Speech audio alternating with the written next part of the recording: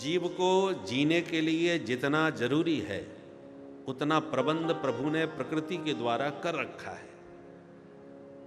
आपको जीने के लिए क्या चाहिए? रोटी, कपड़ा, मकान। जब परमात्मा ने खाने की, पीने की, रहने की सारी व्यवस्था प्रकृति के द्वारा प्रदान कर रखी है, तो कस्मात भजंती कवयो धन दुर्मदान धन। धन के मद में अंधे हुए जो श्रीमदांध प्राणी हैं, उनसे आसान्वित होकर उनके पीछे भागने की क्या जरूरत है? आशा एक राम जी से, दूजी आशा छोड़ दे। नाता एक राम जी से, दूजा नाता तोड़ दे। और साधु संग राम रंग अंग अंग रंगिए, फिर जाही विधि राखे राम ताही विधि रहिए। आप जितना उसके ऊपर भरोसा करोगे, जितना उसके ऊपर निर्भर रहोगे, वो उतनी ही आपकी जिम्मेवारी निभाएगा। परमात्मा की प्रतिज्ञा है, योगक्षेमम वहम्यहम्, मैं तुम्हारा योगक्षेम वहन करूंगा। योगक्षेम का मतलब क्या होता है? योग माने अप्राप्त वस्तु की प्राप्ति कराना।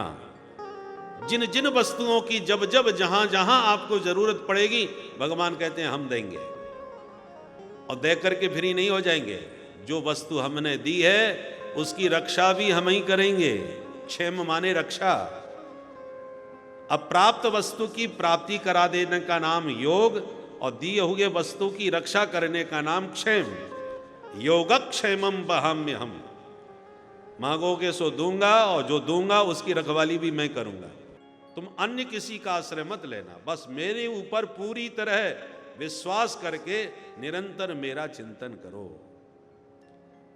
जितना हरि का चिंतन करोगे, हरि आपकी उतनी ही चिंता करेंगे।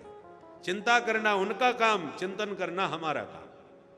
जब हम अपनी स्वयं चिंता करने लग जाते हैं तो फिर वो निश्चिंत हो जाते हैं। उसी प्रकार आप जितना प्रभु के चिंतन में उनके ऊपर निर्भर होते चले जाओगे। बड़े बड़े साधु संत जंगलों में, गुफाओं में, वृक्षों के नीचे वो इसके चिंतन में मस्त रहते हैं, और भगवान उनकी सब रक्षा करते हैं।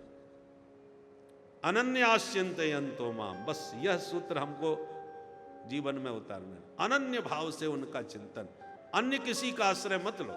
अन्याश्रय ग्रहण करते ही शरणागति बाधित हो जाती है। जहां किसी अन्य का सहारा लिया तो भगवान कहते हैं बल ठीक है, तो भगवान निश्चिंत। और भगवान के ऊपर ही निर्भर हो जाओगे तो भगवान को चिंता करनी पड़ेगी।